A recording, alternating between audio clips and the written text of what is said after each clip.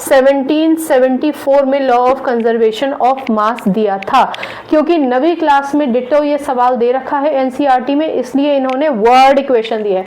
Word equation का मतलब sodium carbonate लिखा है, इसका फॉर्मूला नहीं लिखा है। लेकिन अगर आप बड़े क्लासेस में इस तरीके का कोई सवाल आपसे पूछा जाता है तो याद रखिए सोडियम कार्बोनेट का फॉर्मूला होता है, मैं बैलेंस इक्वेशन नहीं लिख रही हूँ, सिर्फ फॉर्मूला आपको लिखकर बता देती हूँ। सोडियम कार्बोनेट का फॉर्मूला है Na2CO3।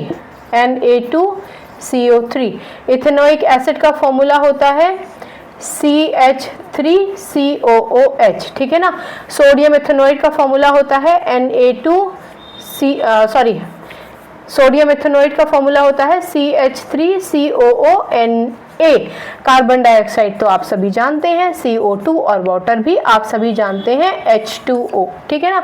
तो ये है आपका टोटल रिएक्शन। ये अनबैलेंस्ड इक्वेशन है, अगर आप इसको बैलेंस करना चाहें तो आप बैलेंस भी कर सकते हैं, ठीक है ना। चलिए मैं बैलेंस कर देती हूँ। यहाँ सोडियम 1 है, यहाँ सोडियम 2 है, मैंने 2 लगा दिया, सोडियम बैलेंस हो गया। CO3, CO2, CO3, 3 ऑक्सीजन यहाँ है, 2 और 1 3 ऑक्सीजन हो गए।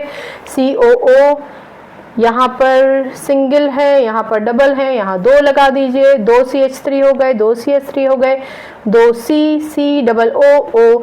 अगर आपने पुराना लेक्चर लिया है बैलेंसिंग का तो आप ये बैलेंसिंग वाला तिकड़म समझ जाएंगे।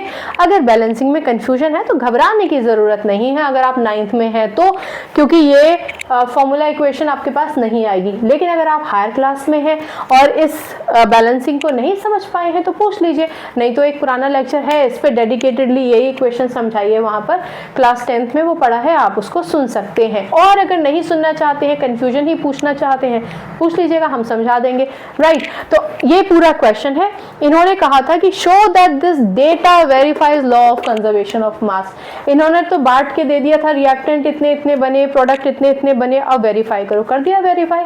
हमने कह दिया law of conservation states that mass of reactant is always equals to mass of product. Since mass of reactant total is 11.3 gram and mass of product is also 11.3 gram, so it justifies the law of conservation of mass। हो गया आपका, ठीक है। चलिए कोई confusion हो तो पूछ लीजिएगा, बाकी केमिस्ट्री से अपनी केमिस्ट्री अच्छी बनाइए, शिक्षा ले आइए। अगली बार मिलने तक अपना ख्याल रखिए, खुश रहिए और जज्बा रखिए अपने अंदर कि आप जीत सकते हैं, आप बहुत कुछ कर सकते हैं। अच्छा सोचिए, ऊंचा सोचिए।